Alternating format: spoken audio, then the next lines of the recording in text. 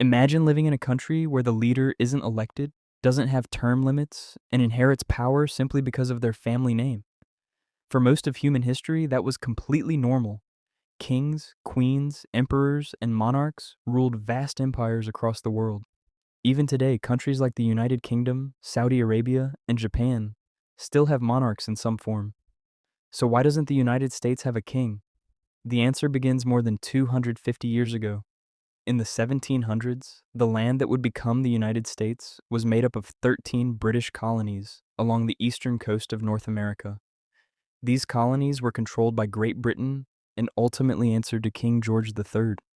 At first, many colonists considered themselves loyal British subjects. They weren't demanding independence, they simply wanted a greater say in how they were governed. But tensions began to rise. After expensive wars in Europe and North America, Britain needed money. To help pay off its debts, the British government imposed new taxes on the colonies. The colonists were furious. They argued that they had no representatives in the British Parliament and therefore should not be taxed by a government in which they had no voice. This disagreement led to the famous phrase, "no taxation without representation." As the years passed, relations between Britain and the colonies became worse. Protests erupted, boycotts spread, violence occasionally broke out. Then, in 1775, open war began between British forces and colonial militias. The conflict would become known as the American Revolutionary War. 1 year later, in 1776, the colonies issued the Declaration of Independence. This document didn't just announce that America was becoming a new nation, it directly criticized King George III. The declaration listed numerous grievances against the king, accusing him of abusing his power and violating the rights of the colonists. To many Americans at the time, the king had become a symbol of tyranny. After years of fighting, the colonies eventually won the war.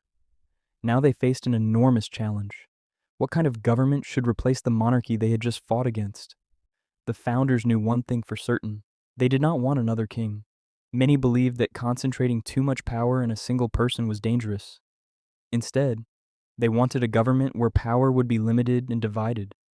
When the U.S. Constitution was written in 1787, it created a system unlike anything the world had seen before. Rather than placing power in the hands of a monarch, authority was divided among three branches of government.